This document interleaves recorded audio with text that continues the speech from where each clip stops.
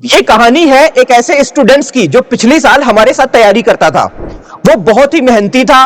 उसने 9th class का जैसे ही फॉर्म आता है जेएनवी का, उसने फॉर्म को फिल कर दिया। उसने पूरे साल मेहनत करी और फाइनली उसने उस एग्जाम को क्रैक कर लिया। आपको जान के हैरानी होगी कि जब वो डॉक्यूमेंट लेके नवोदय विद्यालय गया एडमिशन को, तो उन लोगों ने उसके एडमिशन को कैंसिल कर दिया। क्यों? क्योंकि वो क्राइटेरिया में फिट नहीं बैठ रहा था।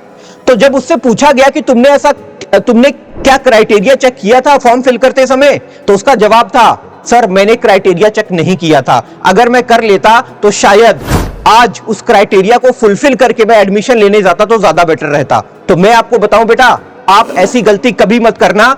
आप जरूर अपने एलिजिबिलिटी क्राइटेरिया को चेक करो। आज इस वीडियो के माध्यम से आप फॉर्म फिलअप करने के लिए एलिजिबल हो या नहीं हो, ये सारी बातें आपके अपने स्काई भैया बताने वाले हैं। तो पूरा वीडियो लास्ट तक देखना, क्योंकि एक साल का समय बेटा बहुत कीमती होता है।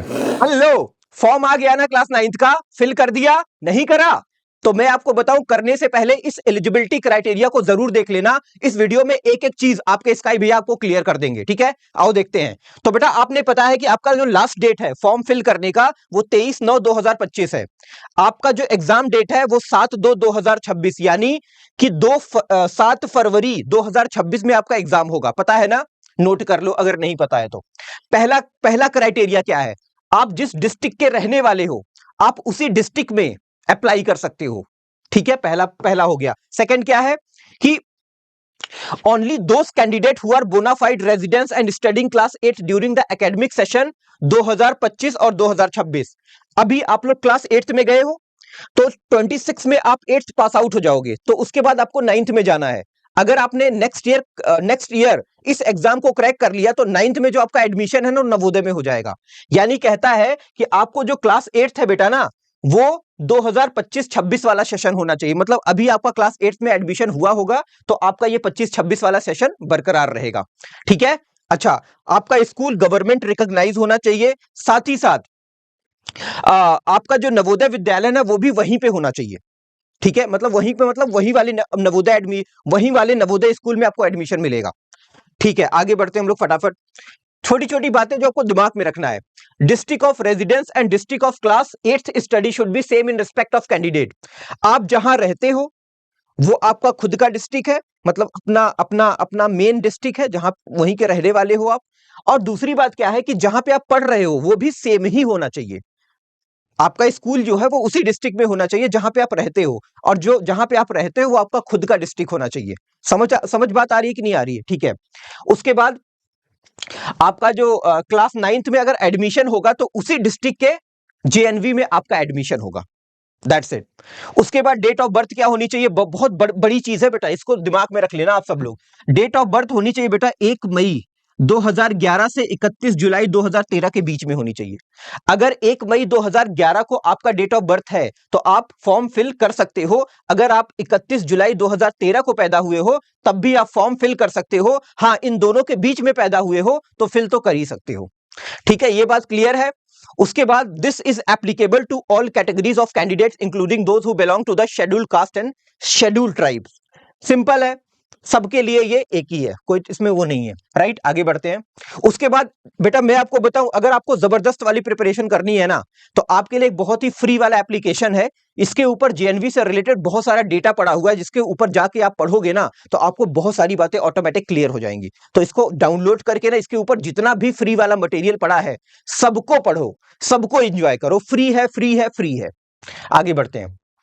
उसके बाद Navodaya Vidyalaya Samiti reserve the right to refer any candidate to a medical board of confirmation. अब देखो होता क्या है, कभी कभी कुछ बच्चे फ्रॉड करते हैं। क्या? कि वो अपना जो डेट ऑफ बर्थ है ना, वो बदलवा लेते हैं और फिर चले जाते हैं फॉर्म को फिल करने के लिए। फॉर्म फिल कर लिया, उसके बाद पूरे साल तैयारी करा, एग्जाम क्रैक कर लिया। अब वो जाते हैं जब नवोदय विद्यालय में एडमिशन लेने, तो वहां के जो टीचर होते हैं या जो एडमिशन देते हैं, उनको डाउट होता है। क्या यार, ये बंदा इतना बड़ा है और इतनी कम एज का है, और इसका जो एज है ज्यादा लग रहा है कम। अगर उनको कोई डाउट होता है तो वो पता है क्या करेंगे? वो आपको जो है मेडिकल बोर्ड से सर्टिफाइड करवाएंगे। और अगर मेडिकल बोर्ड ने ये बोल दिया कि नहीं यार, इसने गड़बड़ी करी है, या फिर ये बड़ा है, जो एग्जैक्ट इसकी एज होनी चाहिए उससे बड़ा है या छोटा है, तो उस केस में जो मेडिकल बोर्ड बोलेगा वही फाइनल जज होगा, वही फाइनल क्या होगा, जज होगा, वही फाइनल उसका डिसीजन होगा। क्लियर है? आगे बढ़ते हैं। अच्छा, जो बच्चा इंडियन है वही फिल कर सकता है। क्लास 8th में पढ़ने वाला बच्चा जो इंडियन है वही फिल कर सकता है। आप ये कहो कि मैं तो सर नेपाल का हूं, मैं तो सर अमेरिका का हूं, मैं पाकिस्तान, नहीं, आप नहीं फिल कर सकते। अगर आप इंडिया के हो और क्लास 8th में अभी जस्ट आपने एडमिशन लिया है और 2025-26 आपका सेशन है, तो आप एलिजिबल हो जेएनवी के फॉर्म को फिल करने के लिए। That's it. आगे बढ़े।